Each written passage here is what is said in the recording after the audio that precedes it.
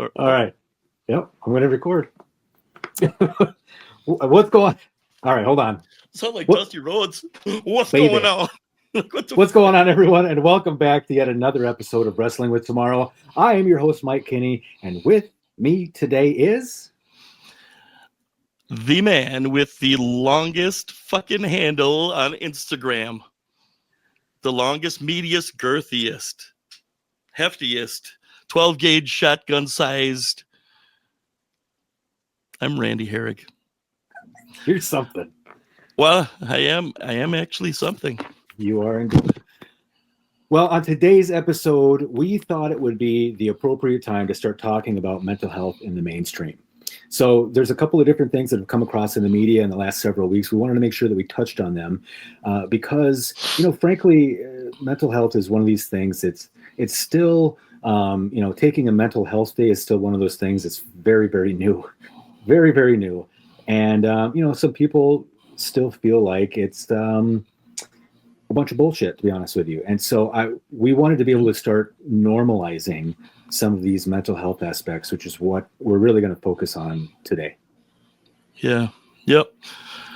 I dealt with a little bit of depression, and I still do. And until I did, I didn't truly understand what it was. It's like, oh, you're depressed? Oh, it's okay. Things will get better, tell people that kind of thing. And that has nothing to do with it in the slightest. You're right. So, it's a thing that I don't think people are capable of understanding without going through it themselves. Yeah. And specifically men too, because I think that there's a lot, we've touched on this a couple of times since we've been doing the podcast together here. But, like men aren't really supposed to talk about, traditionally now, I'm talking traditionally over the last, however many years. Since the dawn of time. Right, basically. Basically, Men are providers, they're the hunters, they're emotionless, they're the rock, and they're the ones that are supposed not to be Dwayne Johnson. Not Dwayne Johnson. And not the Plymouth Rock. Not that either. Yeah, avoid that. That's a okay. Tourist trap. Yes. But the emotional rock of the family, really, or the person who's holding the family together, really is supposed to be the man of the family, right? And part of that is that you don't really talk about it. You don't cry, right? There's no crying. No showing weakness. No, That's right. Yep. There's all of these things that are really kind of old school in a way. And frankly, I'm not sure that that's the world we're living in. Now, I think there's good and bad that come with that. Man. I think, my opinion of it is that it's okay to be manly, but it's also okay to have a softer side. You don't have to be this stoic, emotionless robot at all times. I mean, we're all human. Yeah, man. I think it depends on the situation. If something happens with your kids, you're going to show emotion, and you should. Yeah. Because they should mean something to you. It should hurt you that something's going on with them. For sure. And you want to go to work and put on a stoic face and not, show anybody that something's bothering you there, but same guy behind both masks. That is true. Yeah. I've got two sons, and I try to make sure, amongst all the other things that we want to instill in them that are supposed to be these positive things, raising children is hard enough. I want my boys to be able to feel like they can have feelings. I also don't want my boys to feel like they always have to put them on display because other people say that you should always be putting them on display. I mean, there's a time and place, and it's important to have emotional intelligence, for crying out loud. There's a time and place for all of it. But the point is that no matter what, where, when, or why, it is okay. Yeah, I mean, you're not really living your complete life if you're trying to mask stuff, even from your family and everything else. I don't mean drinking and that kind of stuff, but if you're not honest with them about how you're feeling about things, and like you said, how do kids grow up and know, hey, this is what the old man did, or this is the kind of stuff that he showed us that, half the stuff is, you show them, and that's the way they think that you do it. And that's why kids end up really great when they have people that take time and nurture them. I agree. Or are completely lost if they're just absent for whatever reason, So go ahead, Mike. No, there's just, I was going to say, like, you brought this thing up, and there's a lot of shame. I look back on my sobriety journey, I guess you could call it. I'm literally, here we are in the month of October already. Can you believe it's October? Unbelievable. I don't. I love October, though. I do love it. It's my season, man. Halloween is vastly approaching, but October is also super important to me for many reasons. One of them is that in just a couple of days, it will mark 10 years that I've been sober from alcohol. And that's a huge deal. Yeah, it really is. And I'm not just trying to say it because we're on the podcast and, but people that can do that, that's fantastic. Yeah, and I there's a lot of guilt and a lot of shame that's involved in that. There's been a lot of healing for me and the people around me. I wasn't the best person when it came to the things that I was doing when I was drinking back in the day. There's a lot of stuff I wish I didn't do. And again, we've talked about this before, but I'm lucky to be here. I'm lucky that I never got in trouble by the law or anything like that. But I'm really lucky that I was able to just stop it before it got worse. And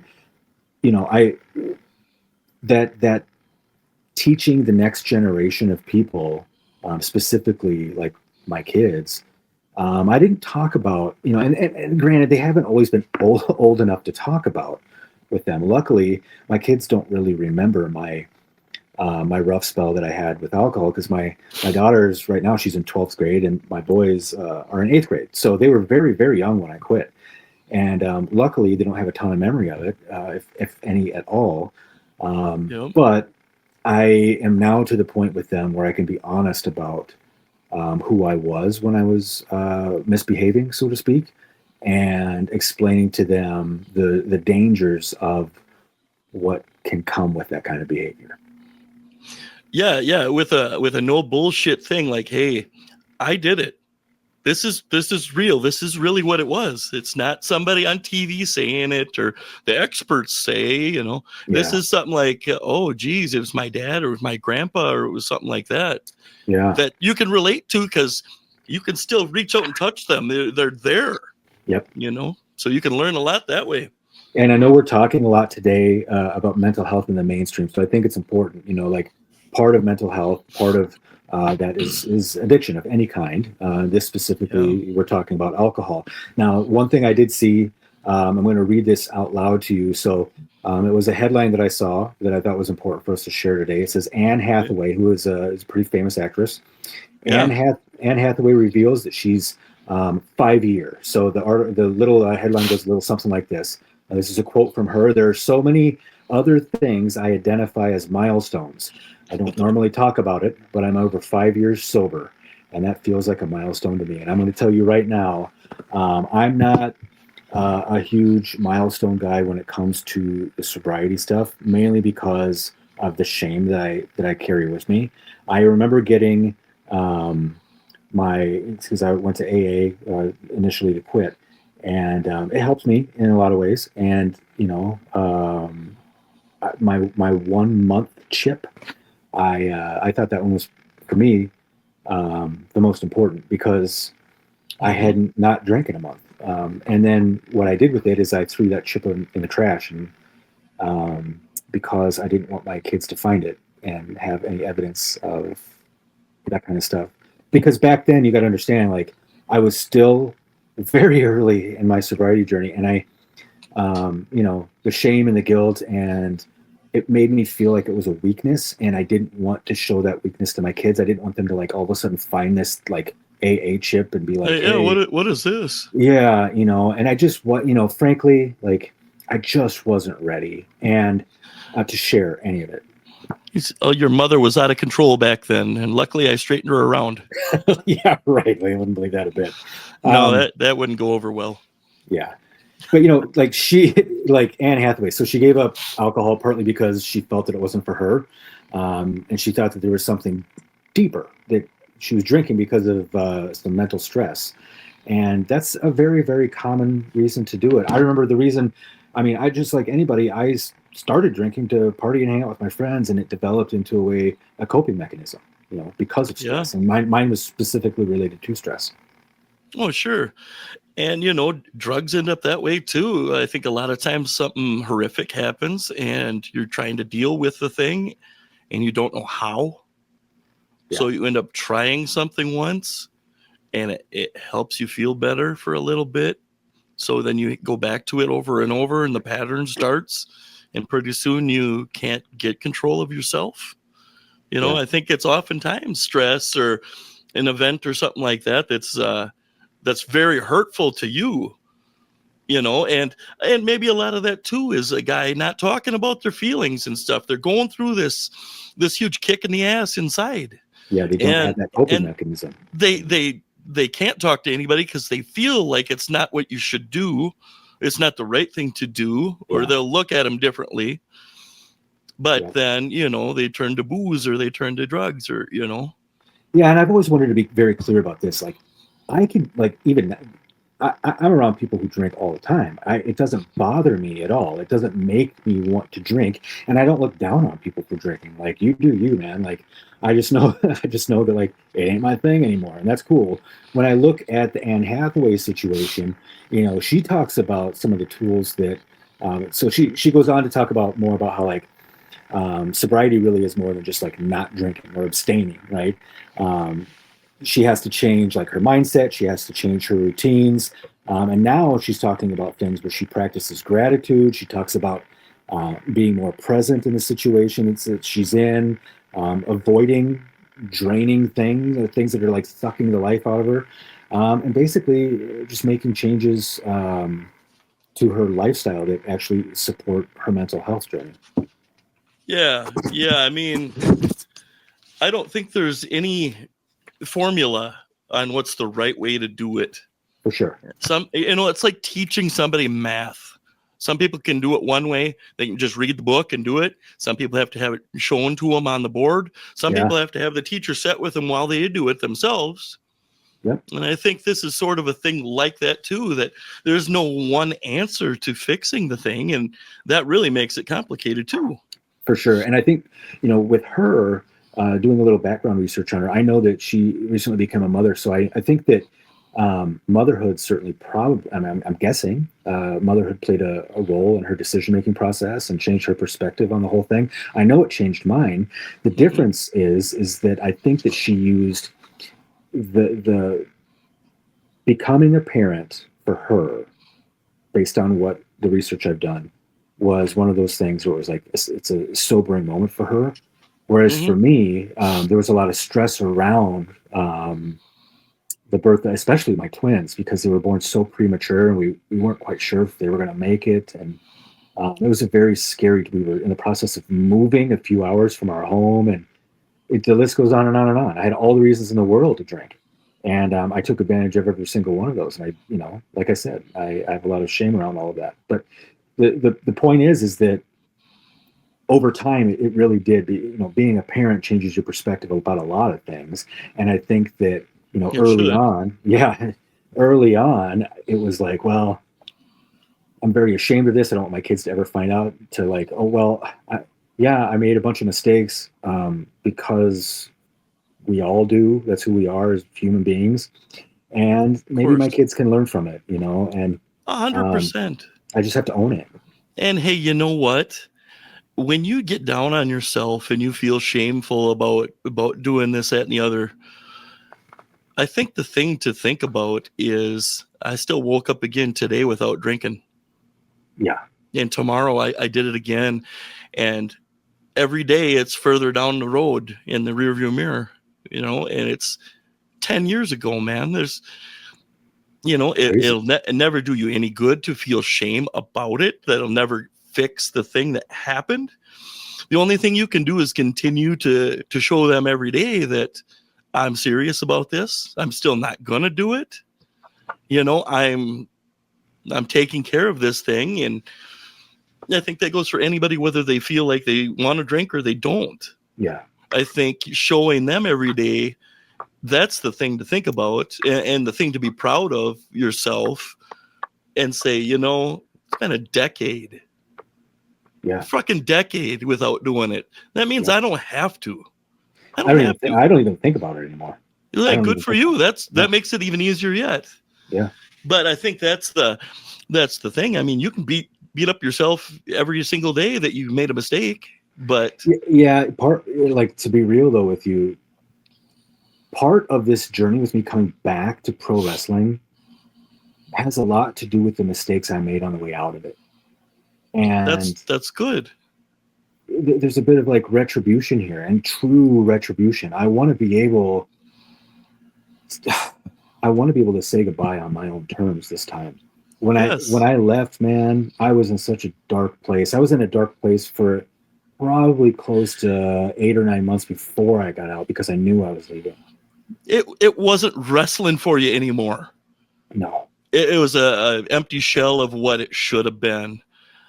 And you having that mindset and that mood and attitude towards it, instead of the way we started, like, holy balls, I'm in the ring, this is great, I can't believe this. When you lose that, you oftentimes end up making other mistakes with other people and things like that. So I can see that coming back and rewriting the ending of the book. Righting the wrongs, fixing things and going out the way that you want to end it.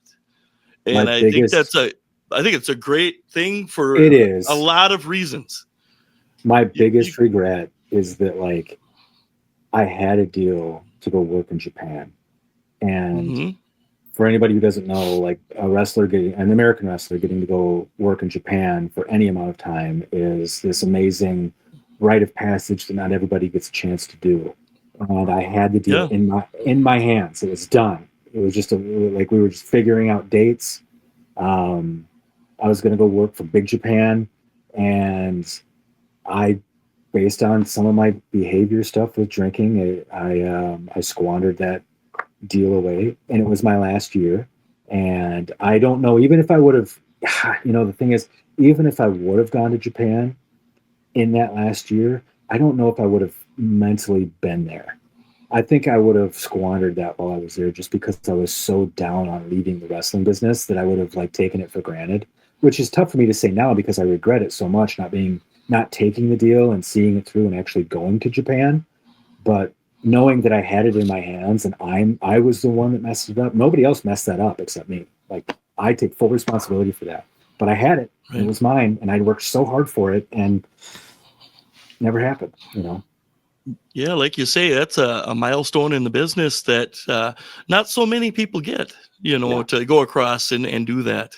Yeah. For any company, for any length of time, that's a pretty big nod in your direction. But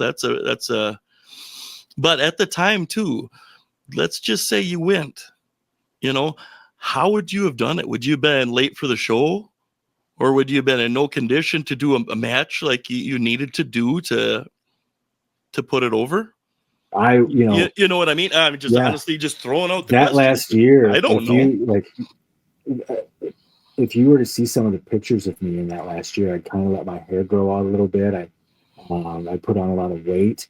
I was wearing a lot of black. I was keeping my face covered when I got out to the ring. I was visibly in a dark place, mentally in a dark place. I was drinking a lot before my matches and putting myself and others in harm's way. I think that I would have, looking back on it, at the time when I left wrestling, I was 20. I got to think about how old I was. I was 25, 26 years old. God, how old was I? I was 25. So I was a 25-year-old kid, right? And I know that I would have just gone over to Japan and party. I know, especially in the condition I was in then. My shoulder was in horrible shape. And I'd just given up on, like, any future of being a pro wrestler, and it was just killing me. And wrestling, I think you said it a minute ago, wrestling for me was becoming something I had to do versus something I wanted to do. It was a chore. I didn't love it anymore, and you could see it on me. And I wasn't doing anybody any favors, especially myself. So even if I would have gone to Japan, I think that I would have been so miserable, and my performance would have slipped, and I would have regretted going in that condition.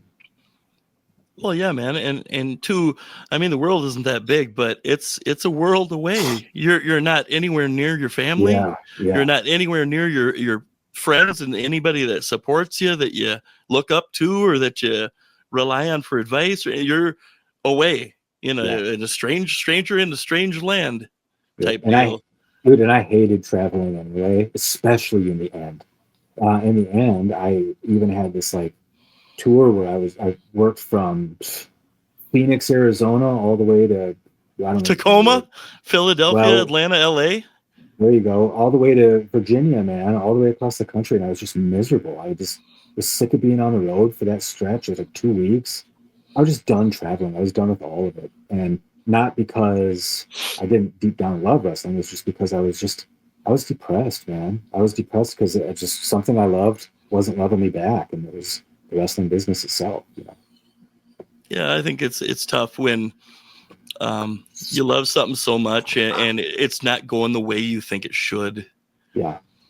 You Yeah, know, there was another one too. You know, we're talking about more and more of this in the mainstream. The second one that I saw was AJ Lee. So AJ Lee is CM Punk's wife. She was WWE Divas champion. She was on TV, I don't know, a decade or more ago. yeah, And now she she's a just big deal. yeah, she just made a return. It was one of those never say never moments. And Yep. she's spoken pretty openly about her ongoing mental health journey. And I'm going to read you just a little bit of this right here. So this says AJ Lee was using part of her first interview back to pro wrestling about mental health and the advocacy of therapy is something not to lose sight of or overlook. And so here's a quote from her. She says, "Most importantly, I went on my mental health journey. I wasn't healthy. I needed to take care of myself and get right. I went to therapy, I got treatment, and I found a way to turn all of this mental chaos into my superpower. The fight is not easy. Every day is a fight. But let me tell you, if you're going through the same thing, that fight is worth it, and you are worth it." And so, you know, she's really stating that she wasn't healthy. She needed to take care of herself, and she went and got the actual help that she needed. Yeah, yeah. I mean, I don't know all the particulars of her stuff, but to come back to write your own memoir and to want to get it out to other people, she's been hurting pretty bad. Yeah. Hers And is not she's alcohol. Hers is not alcohol related. Hers, she had struggles with anxiety, depression, and bipolar disorder. okay, sure. Yeah, it doesn't have to be substance abuse. Oh, It's absolutely not. Yeah. you deal with some very crippling type anxiety or things like that, Yeah. where you don't even want to go somewhere where there's more than 5 people or something because it's too Well, much. dude, you think about this. Think about what her return to the pro wrestling business is going to do to her mental health. I mean, the pressures, the spotlight, all of these things are really going to take a toll, and she's going to have to manage it. Unlike any, I mean, you're back to being famous again. Like Yeah. that's what it is. You're thrust into the public eye, and if you're Well, not right up here in the head, man, you're going to struggle. oh yeah, if you're not ready, you're going to crash and burn probably pretty quick. And Yeah, hopefully not. But to me, it's like you worrying about being a drinker in the past. Like now she's back to TV. Like yeah, she could do this and come around and go back to TV. And maybe her being on TV and writing her memoir and getting it out to people like, hey, I have it too. And it sucks. And yeah, it's god awful. And I deal with it every day. But look, I was off 10 years, come back on TV again, and I'm here enjoying myself again and performing for all of you. That means that you can do it too, yeah. you know? And sitting there talking also about how vulnerability is a strength of hers, a superpower of hers. I think that's so incredibly true. I'm in a spotlight right now that I've put myself in where I'm just being honest with everyone, and there's an enormous amount of vulnerability that comes with that. And what I'm finding through that is especially through the wrestling business, especially with re-engaging fans that I knew from back in the day, and frankly, engaging with new fans who haven't seen me wrestle but are interested in my story. You know, Yep. they wrestling fans specifically can smell a bunch of bullshit a mile away. They just can't. Like that's how they're programmed. Absolutely, they can. And I think that part of the appeal for the return of my wrestling character is that they know that there's this massive amount of truth that's coming with it, and it's going to be, given to them. Like I don't know what's going to happen in that ring on November 1st, win or lose, but I do know that you're going to get me. You're going to get Mike Kinney. You're going to get Cowboy Gator McGraw. 1,000+ people are going to be, singing "Save a Horse, Ride a Cowboy." How can you not be vulnerable with a crowd like that? So that's the beauty of the pro wrestling therapy itself, but it comes in waves, and you have to be ready for it because the highs come with lows, and the highs are few and far between. But my point is that vulnerability side of it is something that um, it's not just a pro wrestling thing. This is in our everyday lives. When we're vulnerable with each other, I have a very, very close friend of mine who has some health issues going on and doesn't want to see the doctor. And I was begging him a week ago, please, man, for me, I don't want to go through life without you. I've recently Yeah. had some of my classmates. I've had 3 classmates die in the last couple of weeks, in the last month. Jeez. And yeah, and so I told him, like, man, you've got these ailments right now. Please get them looked at. And he's just the type, we go back to that macho bro thing where you only go to the doctor if you're dying. And I'm like, man, well, you might be. I mean, go get this looked at. So there's a level of vulnerability that I can be with close friends and strangers, just because there's that, like, you know, there's an authenticity side to all of us, and some of us choose to share it, some of us choose not to, and it doesn't matter. There's no right or wrong reason to do it. Hmm. But I've found that sharing with others and talking to others often does help me with whatever anxiety or pressure that I'm under. It helps alleviate some of that. Yeah. I think being macho, being the strong guy, is to go through the stuff. Now, I don't know who you're talking about. I don't know what. I don't know. Yep. This is the first I've heard this, but if it's cancer and going through radiation or whatever and coming out the other side, and then watching your kids have your grandkids and being there for that stuff, that's macho to me. Yeah. Not like, well, geez, everybody's going to think I'm a pussy because I got this going on, and if I go in and get help or anything, or, then I'm weak and nobody will like me anymore. Nobody will respect me. It's a crock of shit. Yeah. But to make somebody feel that and to understand it when they've got that ingrained, that's difficult too, because to them, it's not. That's what you should do. They don't Well, understand that for sure. it's a mistake, maybe. Yeah. They don't. I made sure that, we kind of hung out and watched football for an afternoon. And I made sure that when I left, I gave him a big hug and told him I loved him. We've been friends Good. for decades and decades and decades since we were little boys. Good. And I think that, it's just one of those things where I hope that some of you out there have those kinds of relationships with people, because they're hard to find and they're harder to keep. So You can't make new old friends. that's true. You can't. That is true. You Now, you got somebody in your life that you love. You tell them. Yeah. Go and see them. Do what you can. Don't be at the funeral going, man, I really thought the world of them, and I always said we would get together and we never did. And don't do that. Make some time. It's tough sometimes. But if it's important, do you really love the people? Fucking do it. Mm-hmm. Seriously, don't regret it. Be the guy at the funeral. It's like, I'm gonna miss them terribly, but I know that I spent as much time as I could and enjoyed their company. And don't be the guy that's like, oh shit, I wish I woulda. because that's 98% of people. For sure. It's out of sight, out of mind. They're too wrapped up in their own stuff. You know, call somebody and tell them. You know, I had knee surgery not that far back now. It's not been a year yet. But there was a couple people, I told them too. I said, you know, this could become septic. Things could change a lot for me.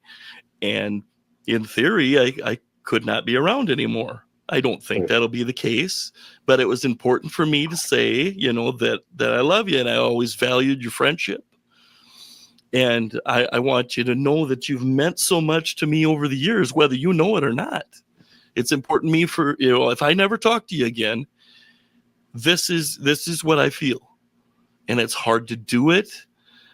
And, but when you do, you're glad you did.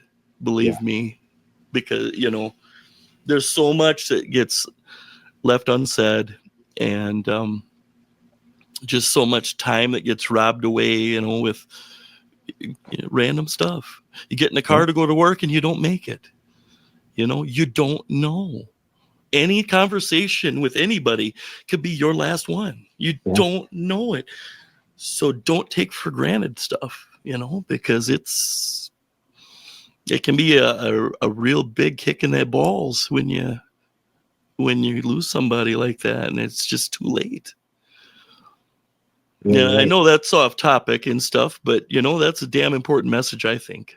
Well, we're gonna go back to topic in a second, but you touched on something a second ago about your leg. I think it's important that I tell you this, and I mean this from the bottom of my heart. If something would have happened to you, I hope that we would have been able to at least get you a peg leg and you would have been able to be a pirate every year for Halloween, because that would have been fucking awesome. Dude, yes, it would. But don't try to flip the script on me and pop me, because that's my job. I'm supposed to pop you, Peckerhead. Well, what I would do is I would get, if I had a leg removed, I would get a prosthetic on there that said ass kicking contest, second place. Fucking A right, I would, because god damn it, that'd be the greatest joke. You get so much mileage out of that shit. People think it's great.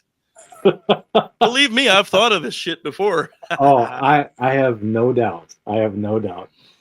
But anyway, man, with the whole AJ Lee thing, I thought it was just so interesting that kind of at the same time the AJ Lee thing happened and the Anne Hathaway thing happened, and it really is all about managing your personal stress and your personal anxieties. And you know, with one of them, they supplemented with alcohol. And the other one, they just needed time away from the job that they had, and they needed some recovery time. And that's really what we're talking about here is you have to do whatever it is that you need to do to be able to take care of yourself. And I work with several people now who, and they're a lot younger than I am, but they're very open about going and seeing a therapist. You know, they talk about it as if they're just going to get their, you know, they're going to their 6 months dental cleaning. And I think that's great. I'm not used to that. I'm beginning to get used to it. I encourage it.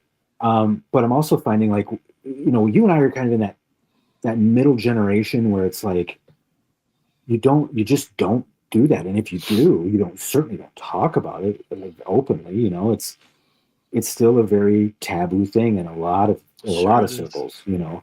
And so, but I think that luckily we have all these, I don't want to say bright youngsters, but we have all these bright youngsters around us that are like, look, like you guys haven't been doing this right for generations. And we're going to show you how to do it right now and take care of the mental health side of things. And, you know, that same friend that I was talking about, you know, let's talk about like how mental health kind of breaks down. And I know this is a little bit off topic, but not really. I think that we talk about the generational side of mental health, and that buddy of mine and so here, you know, we played football together in high school too. And so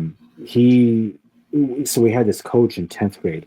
10th grade is supposed to be just like one of those years where you're getting ready for varsity, man. You know, varsity is kind of your 11th and 12th grade year. And we'd played football since 5th grade. We loved it. But we had this coach who was in his 30s, and he abused us, not sexually abused us or anything, but he physically abused us. Yeah, well, he physically abused us.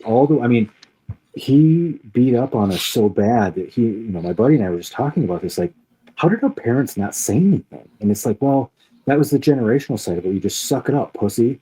You know, and our parents knew what was going on. I mean, they were hammering on us. And I herniated a disc in my back at football practice, and the coach humiliated me, made the team stop what they were doing and wave at me, say goodbye to Kenny, as I'm limping off the field to go to my dad's car so he could take me to the doctor.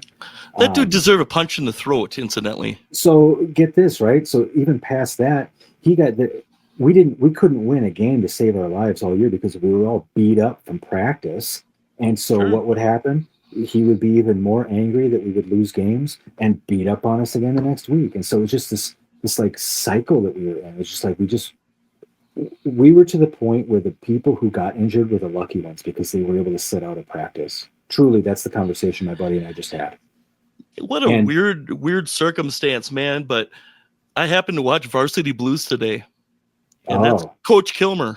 Yeah. Shitting all over Billy Bob. Same deal. Yep. And you know, Wendell, the black dude, he'd get a lot of yardage. They'd never throw it to him to score, though. He'd always throw it to some white guy. It just all kinds of different things like that. But, you know, Billy Bob getting the concussions. If we need you in there, you need to play. Yep. And the quarterback got hurt. It's your fault. Yep. You know?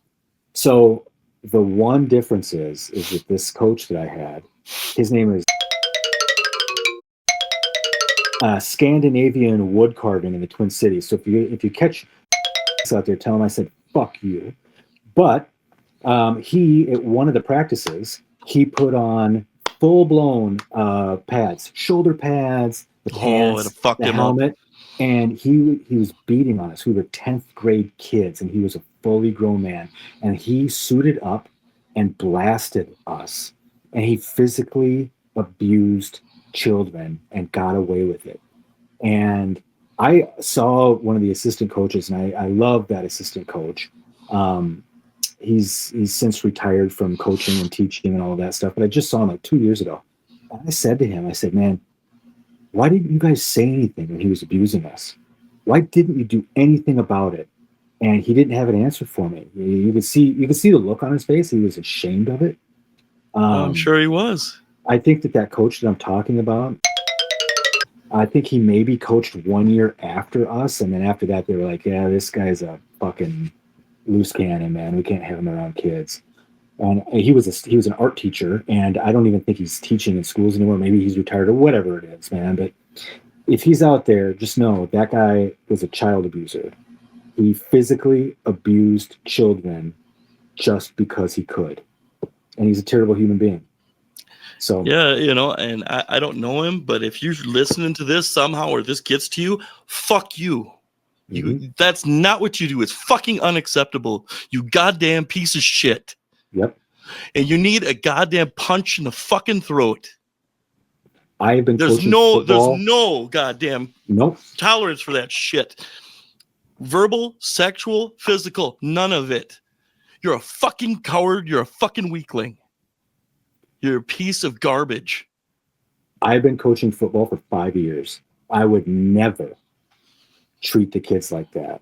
And I know we're totally spiraling. And now, sometimes you gotta you know, fix some shit from the past. But that mentally messed with a lot of the guys I played football with. There was I don't know how many guys we started with that season. Most of them didn't come back for a junior year. They just didn't. They just quit playing football. No, I don't either. Like, fuck it, I'll play anything else. Yeah, literally anything. I'll do whatever the fuck I'll go be the scorekeeper for girls tennis or whatever the fuck. That's not the right season, but you get what I'm saying. Like, this guy, I mean, he would screw with people's heads, man. He was like this nice art teacher, like this hip art teacher that everybody loved. And then, you know, by the time the afternoon hit, he was on the football field abusing 10th grade boys for his own game. So anyway. Here's a segue back into things, Mike. You suppose he was bipolar? You think? You think he had some mental issues? See what I'm saying? God. Hey, I'm the fucking art guy. I'm the fun guy. But I'm Mr. Hyde. No doubt. The football field. 100%. You know, that was misdiagnosed. Yeah. Oh, for sure, dude. That guy had CTE like a motherfucker. That is that's a damn shame, dude, because how many of those on the team felt the way you did? All of them. There were two That's of what I'm us. saying. Listen to this. There are two of us. I went to Army basic training. There was another guy that went to Marines basic training. Both of us saw each other a few years after we had gotten out of the military, and we both agreed that our 10th grade football season was harder than basic training in the Army or the Marines. We both agreed about that. That's how bad it was. Well, and at least, you know, the military, they're trying to get you in shape and get you in the mindset to listen and do what you need to do. They're not trying to hurt you. Yeah, this guy was trying to hurt us. He was abusing us for his own pleasure. So fucked up. Yeah.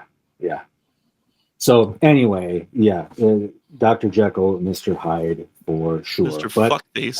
I think that the point that I was trying to make is that we were all going through something mentally tough, and it wasn't something we were able to talk about because it was taboo. And breaking through that taboo is such a hard thing to do, depending on what circles you travel in. Hopefully, for those of you watching or listening out there, you have a support system. You have some people that you can lean on if you really need to, because not having that isn't doing you any favors. But there's lots of places to find help out there. And, you know, Mike, you know, you're talking about AJ Lee going in to talk to a counselor or talk to a shrinker or whatever you want to call it, or whatever she did. I've always felt like I would do better with somebody that I knew that I could trust, that wouldn't tell nobody, as a friend, not go in and talk to some random person you don't know and try to tell him your innermost demons and fears and your aspirations and stuff. Because at the end of the day, I think you're another file folder sometimes. Yeah. But to your friend, that, you know, you matter. You're not just another name in the Rolodex, you know? Yeah. So for me, that would be helpful too. And, you know, I just wanted to say that too, just I can't be the only one.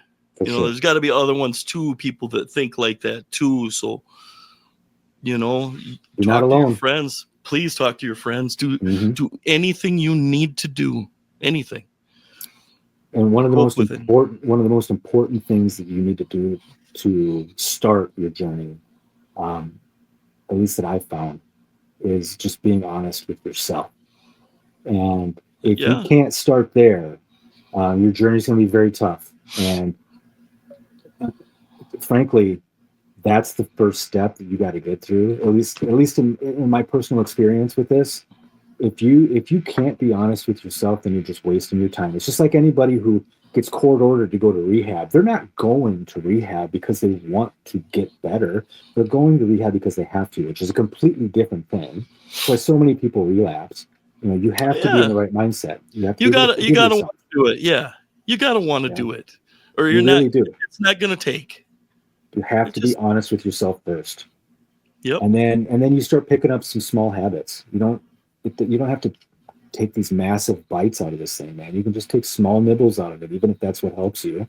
Just get through it to the next bite and the next one. Eventually, you're going to have eaten a whole portion, and you're going to look back on it and go, man, I don't know how I got there. And now I'm sitting with mine, and I'm looking back on 10 years of it, and it's just like, wow, what a crazy 10 years. It's been a very beautiful 10 years. Probably, I was going to say probably some of the best 10 years of your life. Undoubtedly. You know, I mean, you're back, you're in it with your wife and your kids. You're there with them. You're not thinking about other crap off somewhere else. Yeah. It's very disruptive. Yeah, because what happens is it distracts you. You're thinking about the next time you're going to do it, or where you're going to go pick it up, or maybe I got to go after work and get this stuff, and maybe I'll drink too much and I got to call in sick tomorrow, or maybe I can. There's like planning involved with it, and it's like, man, it's the wrong kind of planning. You know what I'm saying? Like, it's really distracting. A lot of that dishonesty stuff, you got to go out of your way because you told a lie, then you got to tell another lie to cover that up, and then, oh, what the fuck did I tell this person? Oh, yeah, this. You got to try to keep on. It's just exhausting. Yeah. Just shut up and be honest. Just please own your shit. Yeah. And then set some boundaries. Set some boundaries with yourself. Set some boundaries with some people around you.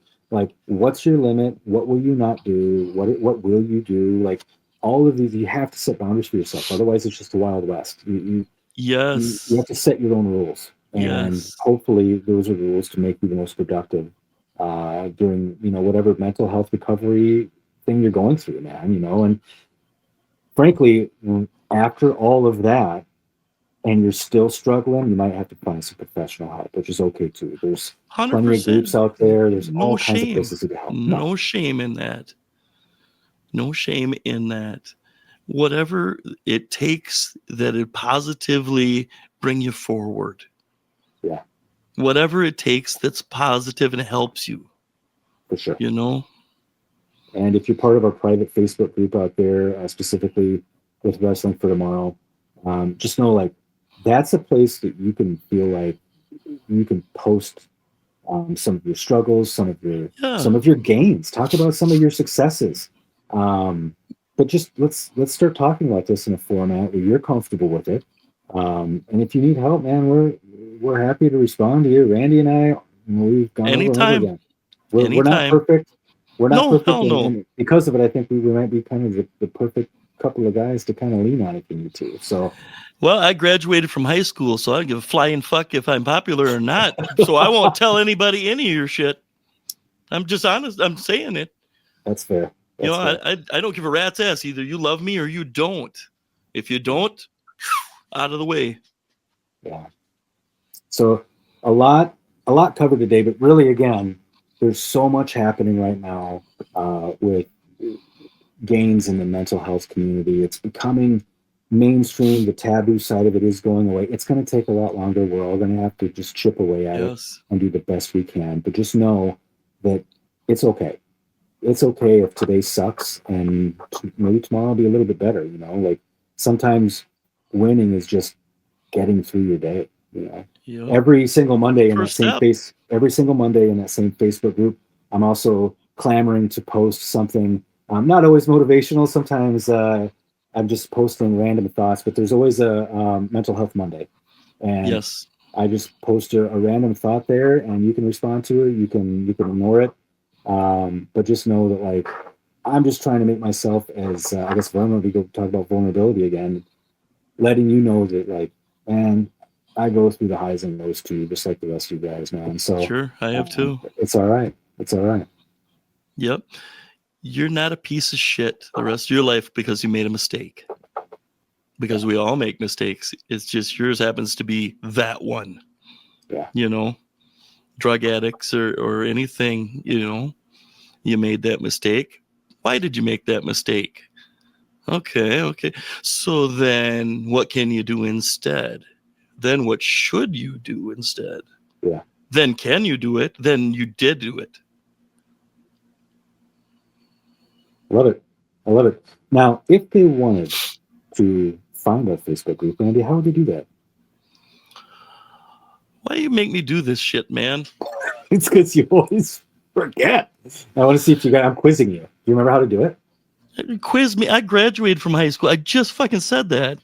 Obviously, you weren't paying attention, so I'll mail you the fucking Cliff Notes. For those of you that want to know, we have started a Patreon page. If you're not familiar with Patreon is a place where you can go get exclusive behind-the-scenes podcasts and information and private Facebook groups, all kinds of stuff. For $1 a month, you get access to that private Facebook group. And it's at patreon.com/wrestling with tomorrow. The link is literally everywhere. Like you just literally Google Wrestling with Tomorrow Patreon, you will find it. It's in our social media tags. It's everywhere. But for $1 a month, that's what you get. You also get, Randy and I put together show notes before every one of our shows to kind of keep us guided on this every single one of our episodes. So you get all of our show notes prior to the episode dropping. Every single one of our episodes drops every other Thursday. So you get those notes early in the week so you know exactly what it is that we'll be talking about. You get all that for $1 a month. For $3 a month, you get all of that plus one bonus podcast episode per month. It is exclusive only to Patreon. You can't hear it or see it anywhere else. Patreon's the place. We launched this in August of this year, so our August video is up. Our September video is up. Let me quiz you here then. Do you remember what our August video was about? Yo mama. It was about toy collecting. We talked Absolutely about it was. Look at right here. Yeah. There got it a is. couple. I got a couple things. You do. And do you Mhm. remember what our September bonus pod was about? Yeah, it was about how my wrestling federation would be way better than yours, or our Ooh, shows. you do. Mine would whip your ass. We did a draft, a mock draft Dude. of the 1990 WWF roster, and you get to go on there and watch that whole episode. We each picked 5 wrestlers from that era, and you get to decide who had the best 5 guys. Was it me or was it Randy? So clearly it was me, Randy. Let's not beat around the bush. You're fucking. Oh my god. I had Hulk Hogan. I'm telling you right now. You're also the Ultimate Warrior. That's not. Yeah. Well, hey, you know The what? drizzling. I told you earlier. You got to take the highs with the lows, pal. But You didn't have to take the low though. This was a draft. And here we are, into the month of October. This month's bonus episode will be all about horror, if you will. Randy and I are going to pick 5 each of our of 5 horror movies apiece that we think you might be able to enjoy during this Halloween season that aren't your typical Halloween type movies. Maybe some ones you have or haven't heard of before, but we think they would be really great to just kind of fold into your Halloween playlist.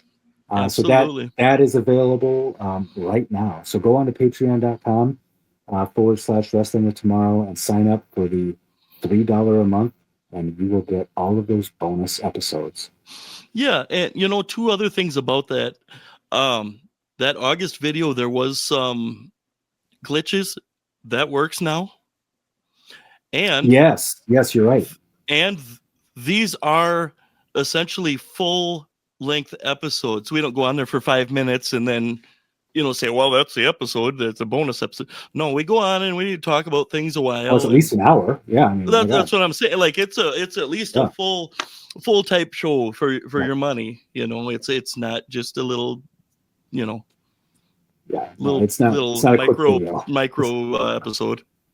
We do a full blown episode.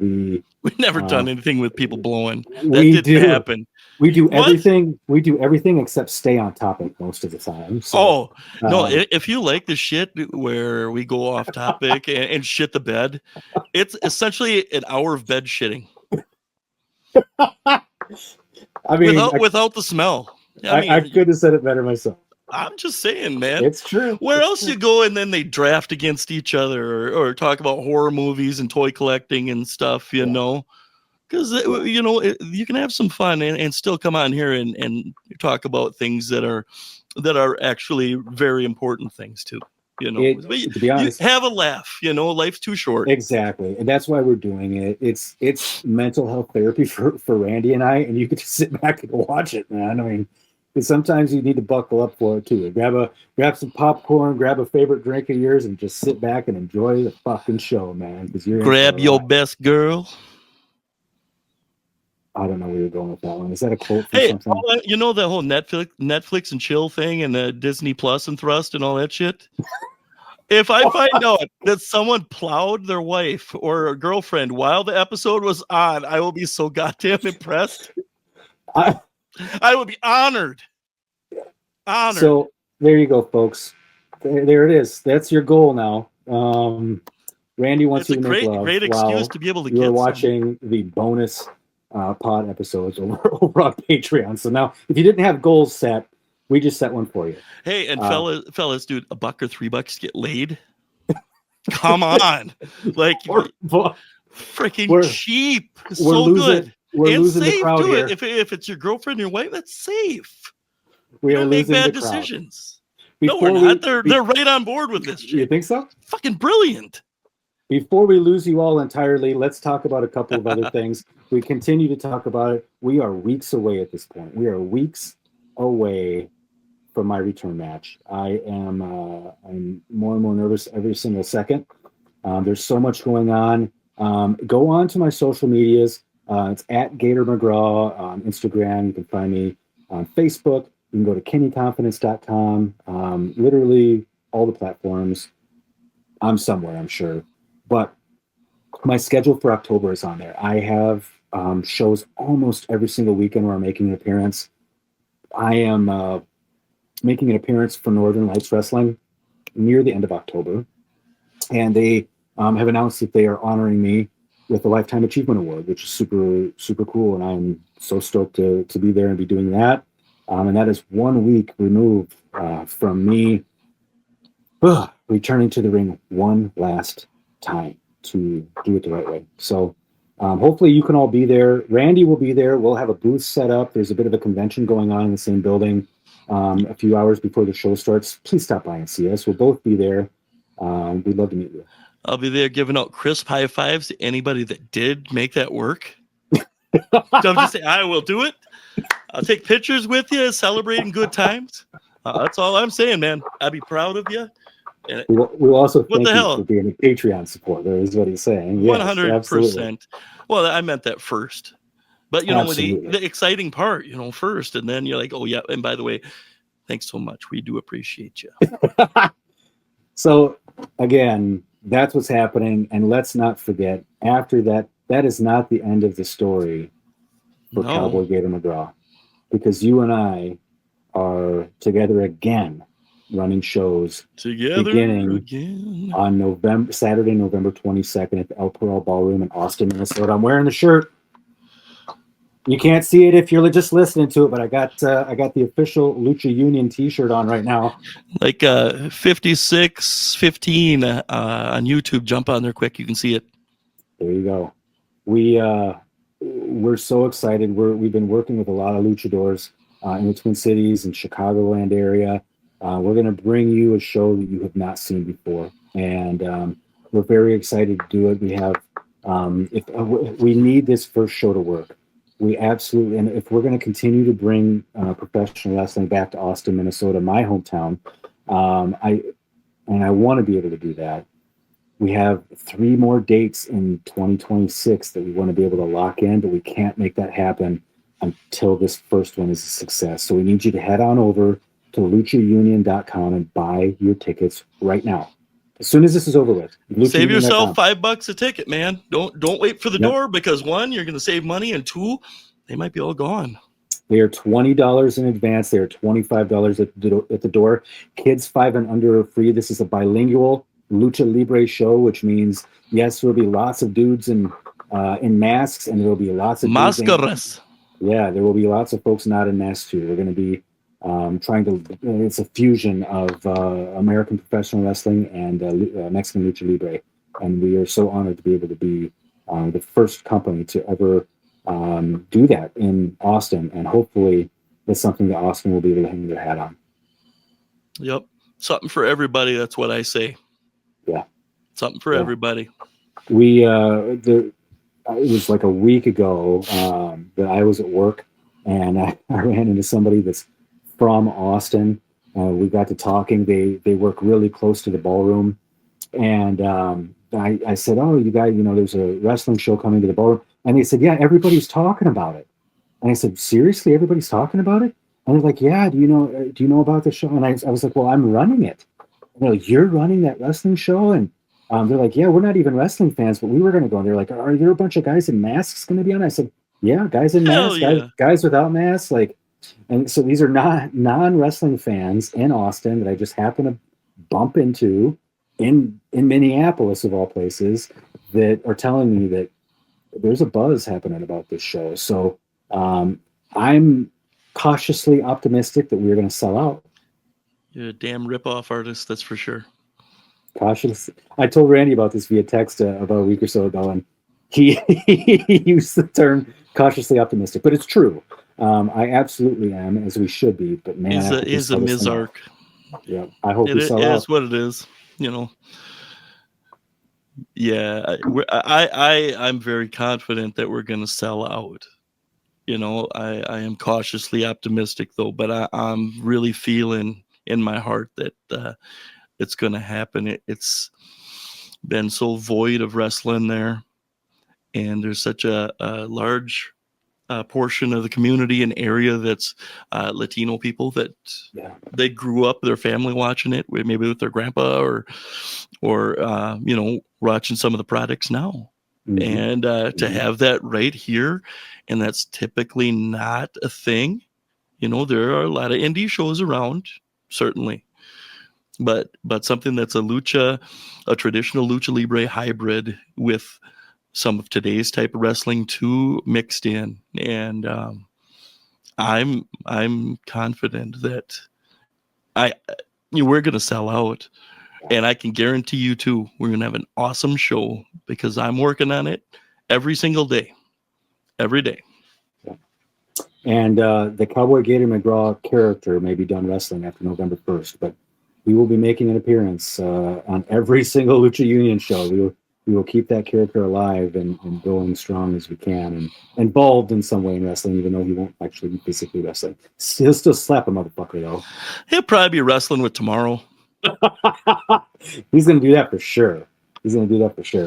Or wrestling with his trousers, probably. But speaking of wrestling with trousers, Randy, everybody wants to know where to find you on the socials. Tell them where to find you. Uh-oh. Yeah, see, he forgets that, like, they can't I'm on Facebook. See.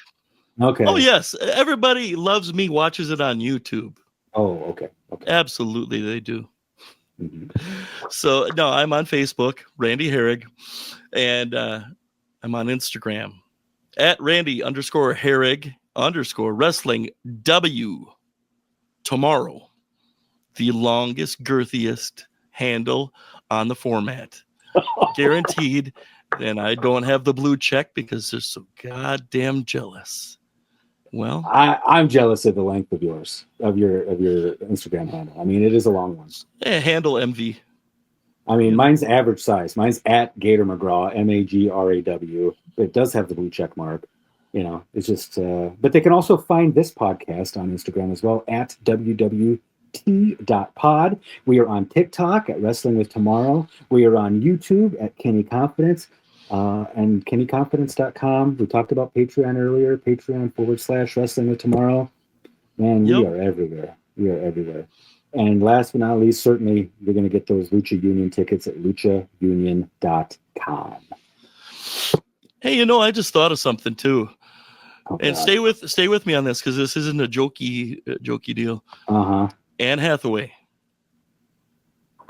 Okay. You said she's 5 years sober. Yep. When did she have her child? I don't know the answer to that. Was that the catalyst? Was she I'm going to have a daughter or a son and I can't be doing this and my whole life's kind of in shambles and it's not where I want it, so I'm going to improve?